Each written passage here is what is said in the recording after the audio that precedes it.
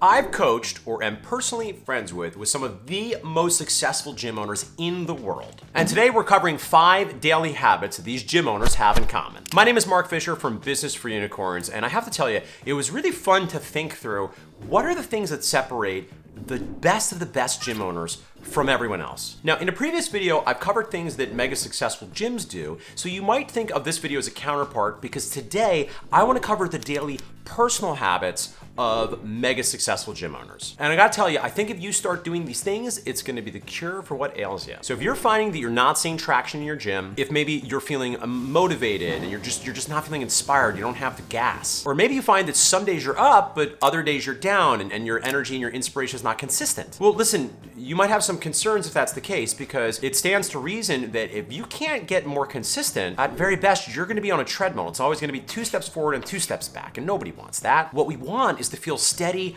energy, enthusiasm for the work day in and day out. Now, this isn't to say that you're never gonna have an off day, because of course we are, but overall, if you're racking up streaks of mostly good days, you're gonna see your gym steadily grow over time. You're gonna feel confident going throughout your day, and you're gonna show up powerfully for your clients. You're gonna bring in good vibes when you're connecting with your team, and they're gonna get more juiced up. And not only that, but you're gonna be the best version of yourself for your loved ones, for your family, for your friends. But in order to do this, we really have to overcome what I think is a common misunderstanding, which is that entrepreneurship, of course, requires dedicated periods of focus. But if you're finding yourself in this loop of manic periods of outbursts of energy where you're all in, followed by periods of crash and distraction, and you know you've been doing this for 3 months, 6 months, a year, 2 years, and you're not seeing different results in your business, it's not working. So let's do something else. Now, to illustrate our point, I want to tell you about the experience of Business for Unicorns coach. A lot of you know him as the secret weapon, the Wizard of Oz, Ben. And Ben is a super successful gym owner. He is absolutely kicking butt and doing a lot of amazing work, helping out a lot of gym owners, but also, like everyone else on the Business for Unicorns coaching team, he's also a gym owner and can also have some ruts. It's particularly true during COVID. He found himself admitting that he was kind of happy to get a break, which, because he's a smart guy, struck him as somewhat odd for someone that loves what he does. Felt weird to be like, oh, this is great, I have a break now. And to his credit, because Ben is a killer, he really started to think through, okay, well, what's going on here and how can I fix this and make this better? And there are a number of things that Ben highlighted as newfound habits that he was committed to on a daily basis that really moved the ball forward for him, not only professionally, but also personally. So the first thing he did was he just got serious about tracking his habits. He leveraged a lot of the teachings in our time management for gym owners course. I'll also say briefly, if you're interested in getting the free habit tracker that Ben used, you can click the link in the description box below. And if you happen to be interested in learning more about our time management for gym owners course,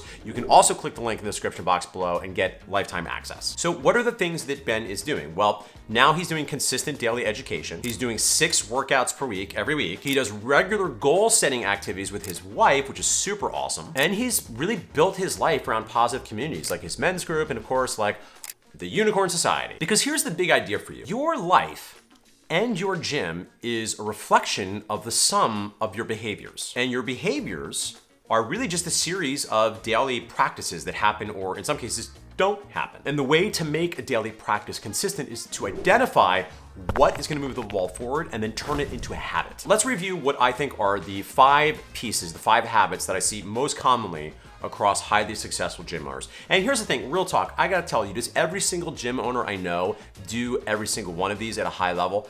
Maybe not, but on balance, most do, and maybe they're not doing them every single day, but I would say these are the 5 pieces that I always see if I'm looking at the top 1% of gym owners. They manage their physiology, they manage their psychology, they have goals, they have daily habits and practices around growth, and they're part of intentional communities that help support them in becoming the very best version of themselves as a human and as a gym owner. So the first piece we all know, but it bears repeating because we also know there's a lot of gym owners that actually let their fitness go to shit, right? And this is common. It brings to mind the old proverb that the cobbler's kids don't wear shoes or something. If you're a shoemaker, your kids aren't going to wear shoes. So very often, unfortunately, a lot of gym owners get in a bad habit of not putting their own oxygen mask on first. They let their own fitness go to shit, and this can't happen. Because understand, the physiology is the foundation. Everything else comes out of that. To some extent, if we're talking about managing your emotions and your energy, you're not gonna be able to gratitude journal your way out of never sleeping and constantly drinking and skipping your workouts and eating like crap. So I won't go into great detail here because you're a gym owner, you know what to do. But I would say there's probably 4 high-level things I tend to think about. First, sleep, right? We have to be getting enough sleep. And again, I know there's seasons of grind. Maybe you're not gonna be able to get 8 perfect hours every single night. I get that. Maybe you have a small kid. Maybe you are really focused on something to really push the biz to the next level. But if we're not getting consistent sleep, we're not gonna perform well. Eating, we know, is a big piece of this too. If we're not fueling the body with nourishing foods, we're not gonna have stable energy levels throughout the day, day in and day out. Third, of course, we have training, right? Training matters, right? And again, ideally this is easy, but I understand this is hard. So here's another weird thing I'll tell you, and I wouldn't say this is consistent across all high-performing gym owners, but you might be shocked to hear a very high percentage of gym owners that kick ass have a separate membership and do not work out in their gym. So if you're finding the gym is becoming a barrier for you, well, you have to model what you ask of your clients to do and find ways to fall in love with fitness and do the things you enjoy that get you lit up and get you excited. I don't think it's hypocritical as somebody that presumably might be more advanced than a lot of your clients if you work with Gen Pop for you to need a different style of training. So I don't think that's hypocritical at all. I think it would be hypocritical to do things that don't have you jazzed. They're not the right level of complexity, not the style of training to get you excited. And I know that can be controversial because there is somebody said for as the chef, you do need to taste your own soup from time to time, but it's also true that you might have a different taste in soup because a lot of gym owners, let's be honest, are more advanced from a training perspective than their clients. So if you need to go, it gets you excited to deadlift, 5 sets of 2 with chains, that's amazing, and you're probably not doing that in your own gym with your clients, unless you're in a powerlifting gym, and then go with God. The fourth piece of physiology I think we have to keep our eye on is making sure we're looking out for the bad inputs, and I like a bad input. I like a martini. But real talk, listen, if you're not monitoring your alcohol intake and you are drinking tons of coffee, this is the other thing too that sucks too, is you get older, this stuff does have a bigger and bigger toll. Real talk, I am very sad how little I can get away with drinking at this point in my life. I've really had to be honest. Look, if I have something going on the next day, I can't drink. I can't do like a thing, which is a bummer for me at the Unicorn Side Retreat, but that's just where we are. So ultimately, you have to decide what that balance is for you. But I have to say, you gotta get serious about not only your positive inputs, but making sure you're managing and minimizing the negative inputs. The second habit is managing your psychological state. So if the foundation is the physiological state, your psychological state matters too. Now, this can look like a lot of things, but obviously, if you're finding ways to keep your mindset in a good place, it's getting you excited and inspired about your life, you're gonna perform better and it's gonna rub off on your clients, on your team, and on your family. So although this looks differently for everybody, some of the practices you might adopt here might include things like a daily gratitude journal.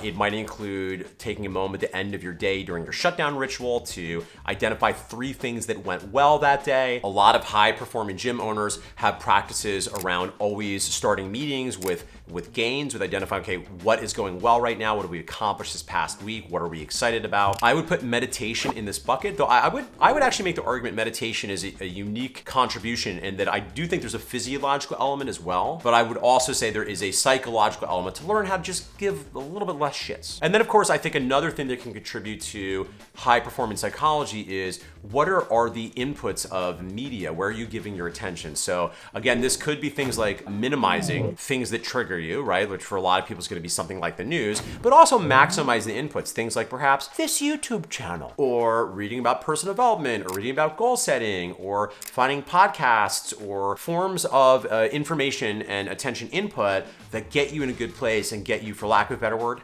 high. Now, the third daily habit, and admittedly, this is maybe more of a quarterly habit that turns into daily habits, is creating clear goals, right? And I think we want both quantitative goals and qualitative goals, which is to say we should have some number goals, which are things like yearly revenue for the gym, maybe like a net worth goal by a certain age, an income goal, a certain body fat percentage, a certain body weight, number of days off you take in a year, right? So I do think there's something said for some number-based goals, but I also think qualitative goals matter too, which is identifying what are the feelings you're looking to experience in your life. And I might even argue to some extent the number goals are just an instrument to get you to feel a certain way. So if you want to learn more about my approach to goal setting and 5-year visioning, you can go ahead and click the link in the description box below because I've already filmed a video on that and I think you'll find it valuable. But I would note this, remember the actual bigger picture goal setting process is every 3 months, maybe every 6 months. I certainly wouldn't go more than a year without doing it, but ultimately those goals then have to chunk back into daily habits, right? And for the purposes of your gym, that's likely tracking things certainly on a weekly basis, but in some cases on a daily basis. So what we're doing here is not only do we start with a bigger vision of the life you're looking to create, but then we turn practically, okay, what are the things that need to be happening on a daily basis that are moving the ball forward? And as an example, one that many of you would benefit from considering, which we've also discovered before on this YouTube channel, is some sort of daily list of marketing and sales generating activities. The fourth daily habit of high performing gym owners is consistent education. And I think this is valuable for a number of reasons. First of all, if you want to be successful, I think this is necessary to always be upskilling. Number two, I think hopefully if you're a high performing gym owner, this is fun. So this is not only going to be valuable because of the skill acquisition component, which is of course meaningful, but also you're going to be in a better mindset. You're going to be more excited about your job because this becomes a positive psychological input. If you go back to the second of our daily habits, consistent education,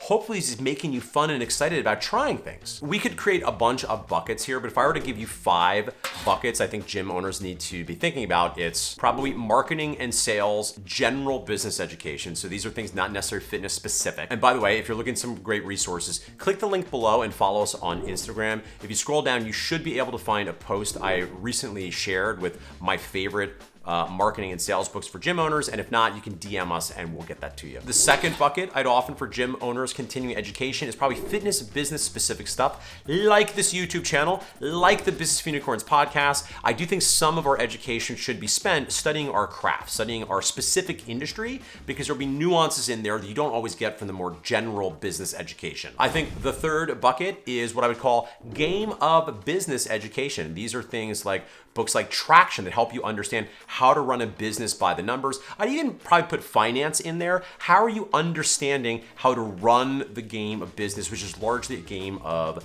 numbers. It's largely how we take all the various goals and organize them so that they turn into some actionable plan. At Business for Unicorns, that's why we do virtual quarterly planning retreats with our Unicorn Society members. But I do believe you should be a student of the game of business. If I were to give you a fourth bucket, I would say that's probably things like customer service, training knowledge, things that are really about the delivery of the service. So one of our buckets is about getting clients, marketing and sales. I think one of our buckets that we should spend some time in a given year on is how are we getting better at the thing that we're doing? And again, that's both customer service, but it's also things like, getting the certified functional strength coach certification. So we're better at delivering the training product itself. And then the fifth piece, and I think this matters a lot, is if you want to be a top 1% performing gym owner, you're going to have to develop some leadership chops, because ultimately, otherwise you'll always be limited by your own human energy. You're going to have to learn to work through other people. And fun fact here for you, if you're really managing your physiological inputs and your psychological inputs, and you're really getting tuned in and turned on a regular basis, that energy transfers is going to do a lot of the work.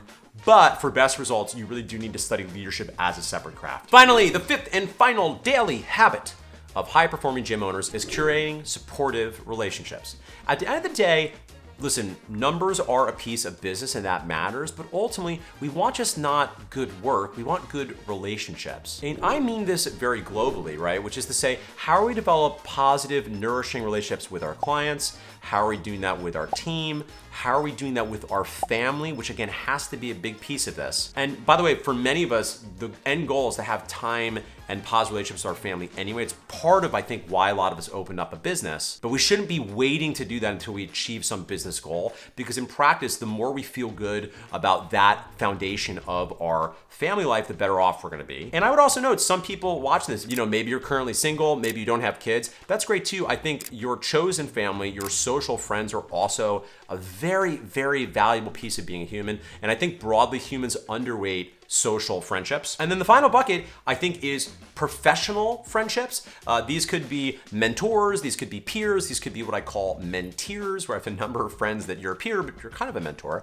And that's why coaching groups like the Unicorn Society can be so valuable. Now, top performing gym owners are always looking to surround themselves by people that they can learn from, that are either at their level and are doing really cool things, and they could sort of share tips, or they're looking to get around people that are doing better, whether they be mentors, whether it be joining something like the Unicorn Society, where you can spend time with gym owners that are doing more than $1 million and really learn from them as well. And of course, all of these, I would acknowledge one of the ways we're developing supportive relationships is ideally we also have a lot of opportunities to mentor and develop others. And ideally we're doing that with our clients, presumably with your children. You'd be doing that if you have a staff of the team, you're coaching, developing them. And then in some of these coaching groups, that is, I think, one of the other shadow benefits that is not articulated is it can be quite fulfilling, even if it's someone that is a peer to you, to offer something valuable to them. Listen, if you're a gym owner, you like to help people, you like that helper high, and I think that can also be worth its weight in gold. And not only that, frankly, you're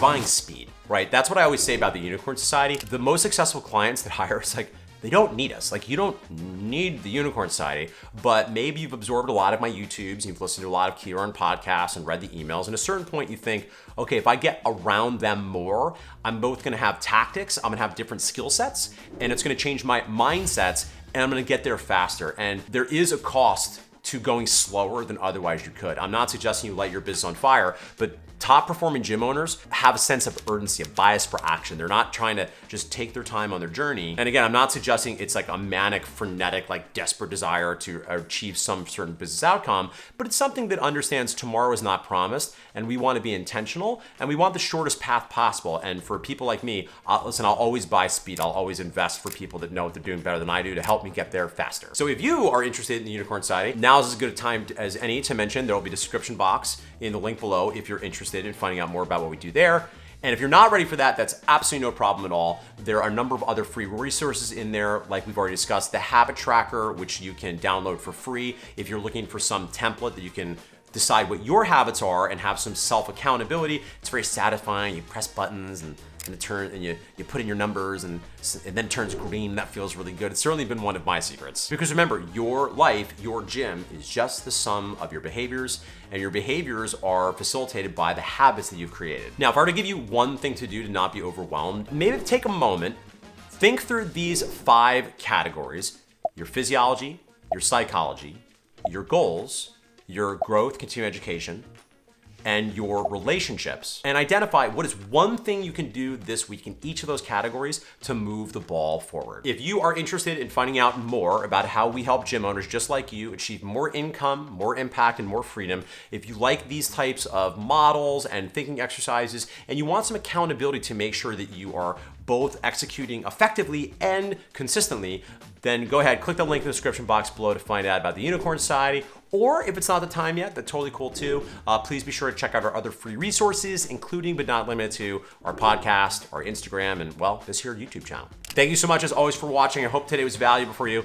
I'll see you next time for more actionable tips, psychological frameworks, and philosophy.